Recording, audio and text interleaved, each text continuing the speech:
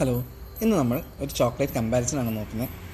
ഇതിൻ്റെ പുറത്തുള്ള chocolate texture കണ്ടിട്ട് സിമിലർ ഷേപ്പും ടെക്സ്ചറും ഉള്ള കാരണം ഇത് രണ്ടും കമ്പയർ ചെയ്യാമെന്ന് വിചാരിച്ചു. ഒന്ന് എല്ലാവർക്കും തന്നെ അറിയാവുന്ന ഗാലക്സിയുടെ നോർമൽ ചോക്ലേറ്റും അതുമാതിരി തന്നെ ലവിറ്റ് എന്ന് പറഞ്ഞൊരു ഇന്ത്യൻ കമ്പനിയുടെ ഡയറി റിച്ച് എന്ന് പറഞ്ഞിട്ടുള്ള ചോക്ലേറ്റും. രണ്ടും മിൽക്ക് ചോക്ലേറ്റ്സാണ്. അപ്പോൾ രണ്ടും നമുക്കൊന്ന് നോക്കാം.